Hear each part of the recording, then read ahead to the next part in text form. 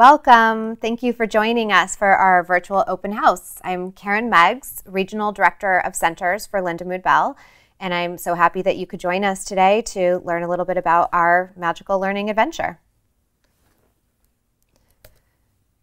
In the words of Nancy Bell, we believe passionately that children and adults can be taught to read and comprehend to their potential, including those individuals previously diagnosed with dyslexia, hyperlexia, and/or autism spectrum disorder. And we're going to talk today a lot about imagery, and that we believe imagery is a primary sensory cognitive function, that it is those sensory cognitive functions that are the foundation for language and literacy skills. So we'll start today with a little information about our journey that's been going on for over 30 years and is continuing. We'll talk about the right diagnosis for our students and the learning ability evaluation that we provide, and also about the right instruction. We'll have some videos for you to watch so that you can see and hear in the words of our students what the instruction is like, and also a little bit about what it is like to visit one of our learning centers. And all of this is keeping in mind that our goal for every single one of our students is for them to become independent learners. So in the last 30 years that we have been open and working with students, we've had some really big dreams. And we've started from one small learning center in San Luis Obispo, and now we've grown to having over 120 learning centers, thousands of school projects across the country and workshops that we've led to host and teach our programs.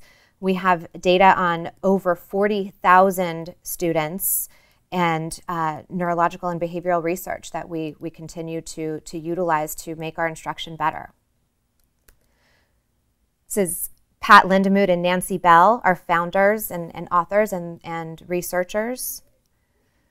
And as Pat and Nancy got started in San Luis Obispo over 30 years ago in one small learning center, they started to work with students, and they started to have some questions about what they were seeing with the students that we were working with. Why was it that some students were able to learn and others weren't?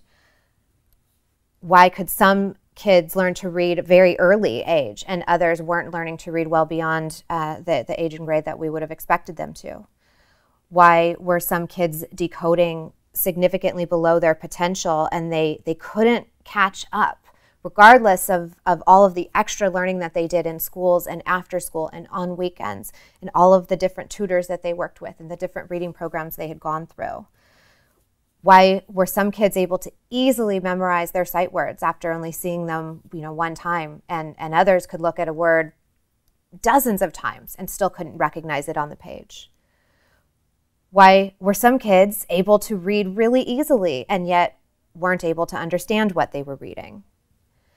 And also, why were our students able to become strong analytical readers, meaning they could do well with decoding an individual word, and yet they weren't becoming the global fluent reader that we wanted them to be after they had gone through some phonological instruction? So all of those questions drove Pat and Nancy, and Phyllis Lindamood is in this photo as well, that they needed to learn, and they did research, and they worked with more and more students, and we grew. What we learned is that reading has component parts. So we're going to take a look at these reading circles, which are a big part of all of our instruction, because they represent for us how these sensory cognitive functions work together, and that how they underline those component parts of reading. Let's start with the auditory circle. And in reading, our auditory processing, what we're talking about is our phonological processing, our word attack, and the sensory cognitive function that underlies our ability to do that, to sound out a word, is called phonemic awareness. And it's the ability for us to perceive the sounds within a word, in the order that they're in and what the individual sound is. And it needs to go hand in hand with our visual processing for words as well. So for visual processing, we're talking more about orthographics, word recognition, sight words. And what we've learned is that symbol imagery is a major and crucial component to reading instruction. And symbol imagery is the ability for us to see in our mind's eye the symbols or the letters that make up a word.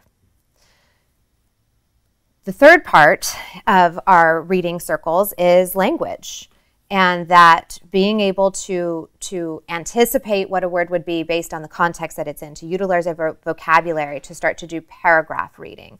That's where that piece comes in.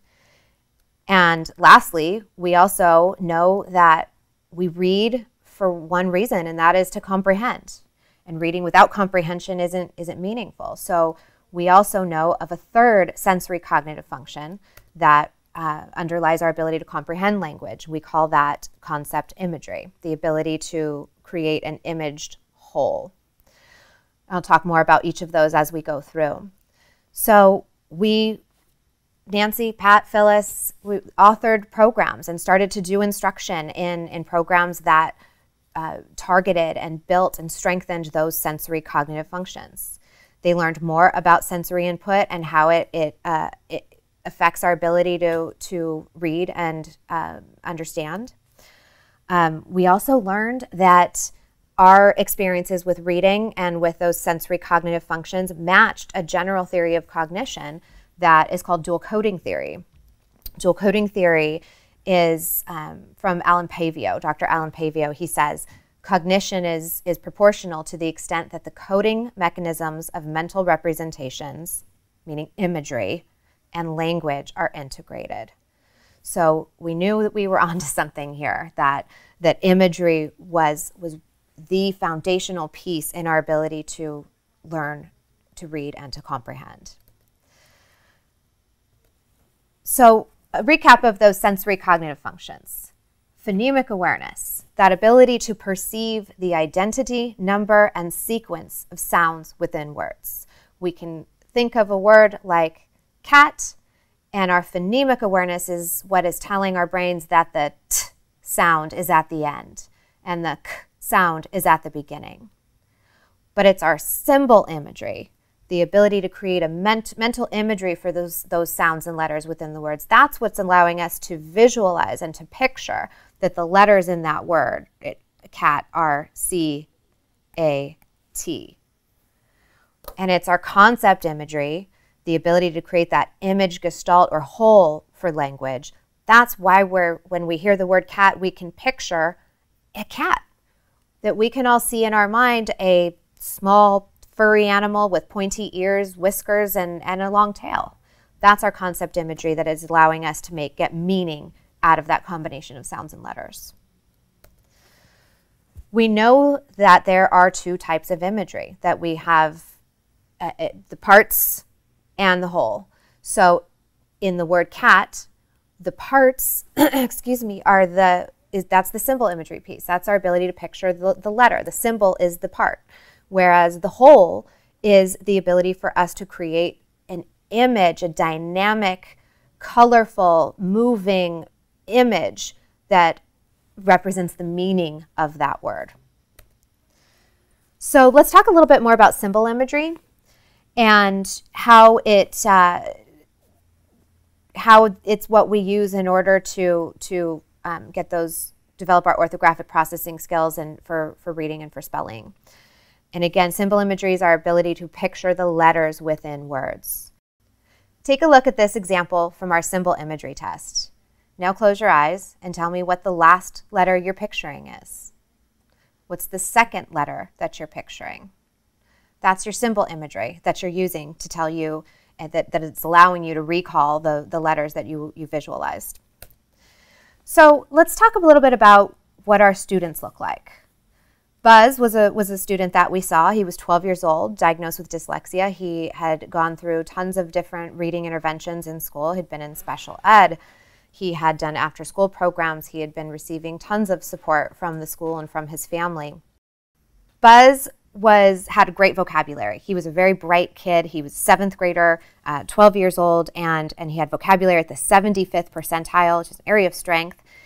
And interestingly, Buzz also had the ability to decode words or do word attack at the 95th percentile, which is very high. And yet, he could sound out words really well, and he was still only reading fluently. If you look down here, he could still only read at the 16th percentile. So why was that? Well, when we looked back at his ability to recognize individual words, this wasn't on track for him. 37th percentile, while it might be in a normal range, he is not performing to where he should be compared to his peers, and he's nowhere near where he should be for how bright he is and for where his other strengths are. His reading rate is only at the 10th percentile. His overall reading accuracy was only at the 25th percentile. And then what we saw was, because his fluency was so low, his comprehension didn't look good. And that wasn't because he didn't have the ability to comprehend. It was because he didn't have the ability to read accurately. So we'll talk a little bit more about how symbol imagery and seeing stars instruction helped with that. We should also look at concept imagery, and that, again, concept imagery is the ability to create an imaged whole for our comprehension, for our critical thinking skills. This is a great passage to test your own concept imagery from To Kill a Mockingbird. Neighbors bring food with death and flowers, with sickness and little things in between. Boo was our neighbor. He gave us 2 soap dolls, a broken watch and chain, a pair of good luck pennies, and our lives. And I can see the characters, and I can see each of those objects, and I can also read between that, and I can feel it. I can feel that passage because I have concept imagery to make inferences and to create a bigger gestalt from that passage. So when we have a weakness in concept imagery, one of the main things that we see is that it seems as if language is coming in one ear and out the other. You can hear it, you can read it, and yet we're not able to grasp the whole of all of that information that we took in. We're only able to visualize parts of those words, and then we're missing the point or unable to retain the information. Imagery is the sensory information that helps us to hold on to what we read and to what we hear. It is what stops it from going in one ear and out the other, because we're able to actually picture it.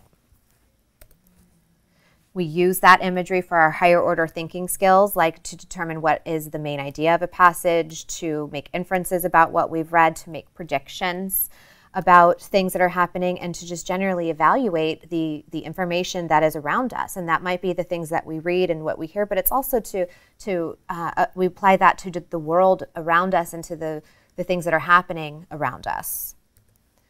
So let's take a look at Sophie and what a profile of someone with a weakness in concept imagery might look like. Sophie had learned to read very easily. She too, like Buzz, had a good vocabulary. 86th percentile is a strength. And she had strong word attack, 86th percentile as well. Unlike Buzz, what we saw with Sophie is that she also had good word recognition, and so she was using all of those reading pieces, and she was reading fluently. She had great rate, great accuracy, great fluency, and despite the ability to read at the 91st percentile, she scored at the 2nd percentile in her ability to comprehend the passages that she read. And it wasn't because she didn't read it accurately. It was because she didn't have the concept imagery to retain and understand the information that she was reading.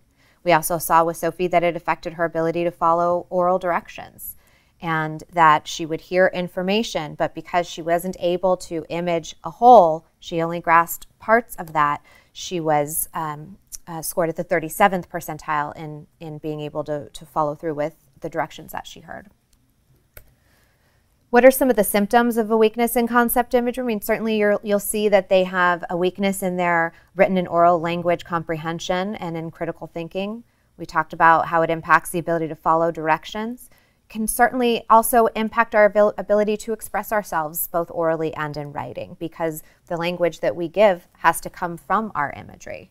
You might see students with a weakness in concept imagery not always understand humor. They may misinterpret social situations and not be able to understand cause and effect. And generally, being able to plan and organize and mentally map out their lives, which makes it incredibly difficult to just be able to interact and respond to a world that relies on communication. So as we were on this journey and working with all of these students and learning and changing and growing, it was very important to us to be able to participate in and to validate our programs in research. We've been able to collaborate with some of the biggest names in research around the globe. You can learn more about that research on our website, and there's articles that you can read, and you can also feel free to contact any learning center to ask questions about any of the research that we have done or have ongoing. We have now data from all of that research on more than 40,000 students, which is unheard of. There's no one else that has that information. So where do you start? Where do we go from here? Well, we start with all of our students with the diagnostic learning ability evaluation. That is so that we can get the right diagnosis, so that we can identify where are the strengths, where are the weaknesses. And this allows us to identify the cause of this gap. If this is, we're all here in kindergarten, and by 12th grade, hopefully we've moved up here. But with our students, what we know is we see that there's a gap that starts to develop. We can close this gap by developing the underlying sensory cognitive functions that are weak for any student. We have to start by identifying what those weaknesses are for them. So with Buzz, we saw that he had weak decoding and a diagnosis of dyslexia. He needed to receive instruction to develop his symbol imagery in the Seeing Stars program, whereas with Sophie, weak comprehension. This might be where we see kids diagnosed with hyperlexia or autism. We need to develop their concept imagery. So some of the tests that we include on our learning ability evaluation so that we can make that diagnosis and start to put an instruction plan in place. We're looking at a number of standardized tests that help us to complete that picture, looking beyond just the reading level or the comprehension level and digging deeper to identify if there is a weakness in one of those underlying processing areas. Let's take a look at a video that shows the Learning Center experience.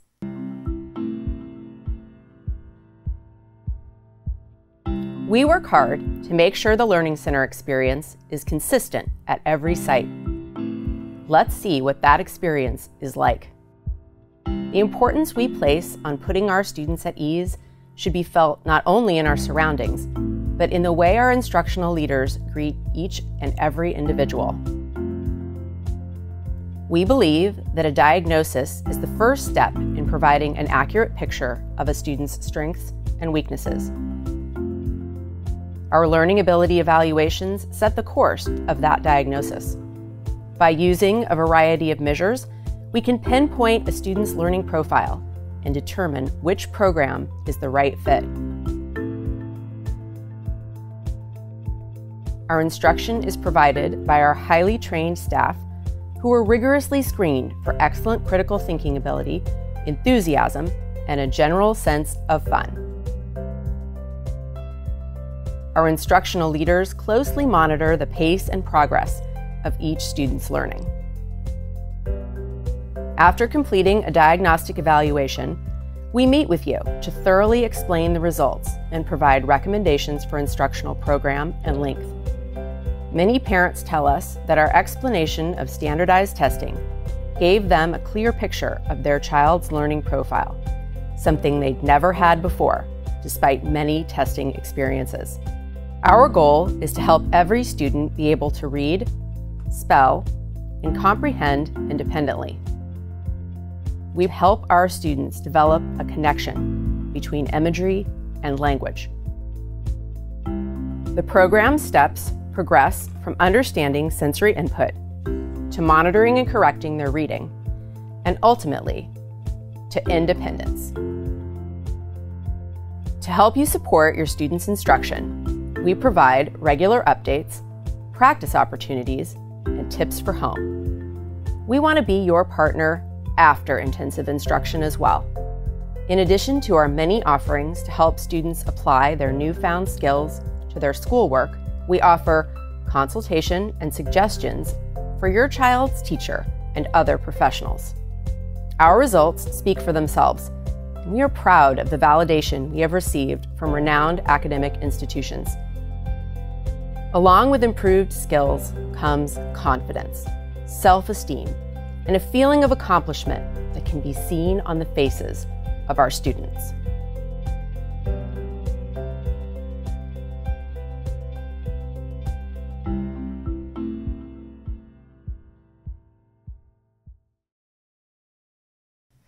We work with our students intensively, and that's because that is how we develop those sensory cognitive functions. So we typically work with students for 4 hours a day, 5 days a week, and our goal is to make years of gains in weeks of instruction. So we may see a student every day, 5 days a week for 4 hours a day, but in 6 weeks, 8 weeks, 10 weeks, it's typical that we're able to see 2, 3, 4, sometimes more years of growth in that period of time. Symbol imagery instruction, that's our Seeing Stars program. Remember, symbol imagery is the ability to visualize the letters or the symbols within a word. It underlies word attack, word recognition, paragraph reading. And the way that we stimulate and develop symbol imagery in session is we do what we call sensory exercises, and we question to that part of our brains. So thinking back to when I showed you the word FLISP and had you tell me what was the last letter you saw, that was you were using your symbol imagery there. We might have you look at cards and read syllable cards. Take the card away, and what's the third letter you see? What's the first letter you see? And ask questions that force you to use that part of your brain that is active when you're imaging symbols so that it gets stronger.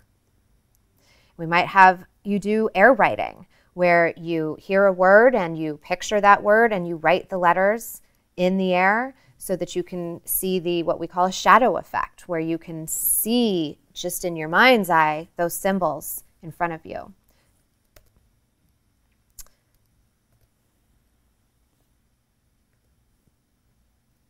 And as symbol imagery and phonemic awareness develop and become stronger, we can start to apply those skills to word recognition, to decoding, and to paragraph reading.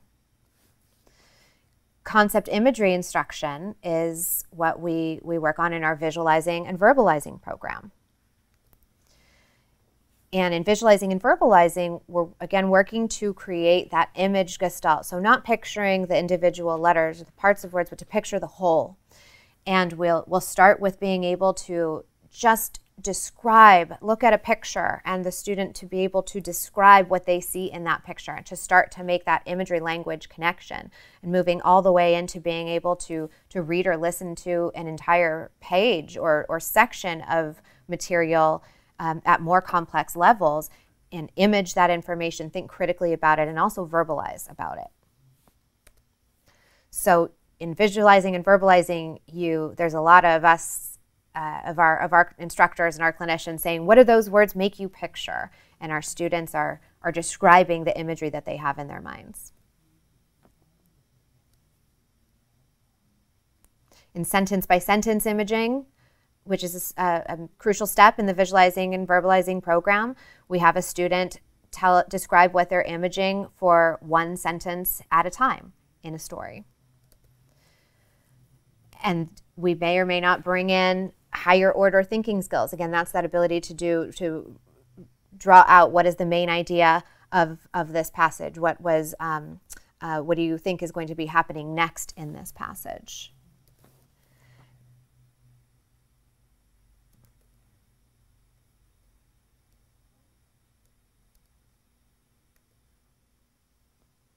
So here's our imagery, and the language processing is an entire spectrum. You can see Buzz, who can say the word ip, and when he does, now he's able to picture IP because his symbol imagery is strong enough. And Sophie, who can think about a clown, and when she's picturing that clown.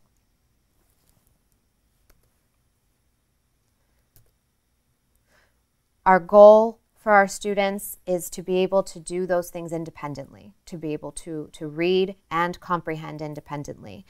And what we know about how to get there is that independence isn't perfection with reading and with comprehending. It is the ability for us to correct ourselves when we have made a mistake. But in order to correct ourselves, we have to be able to identify that we've made a mistake. We have to be able to monitor our reading and our comprehension abilities. And what is it that gives us the ability to monitor? It is the sensory input of imagery. I know that when I think of the word IP, I can picture IP, and if I pictured IT, that's not matching, because my sensory input, I monitored, I corrected myself, and that's what makes it for an independent reader. And this is the goal for all of our students. It is important that we stimulate that sensory input of imagery and then help them apply it to the areas that they need it in their reading and comprehension and language and literacy skills.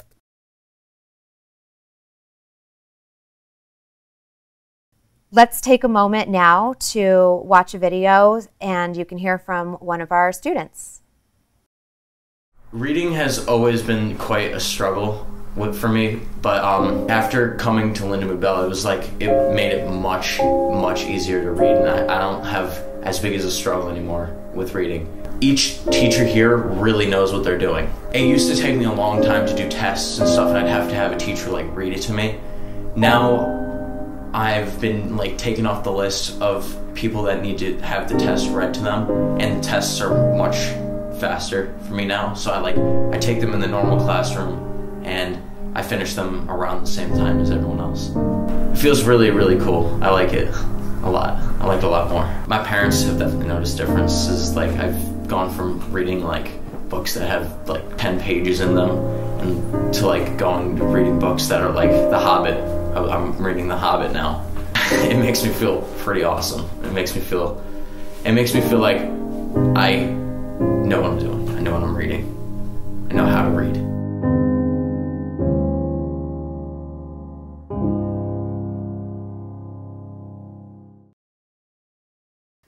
The magic of learning is one of the most important and valuable gifts that you will ever give.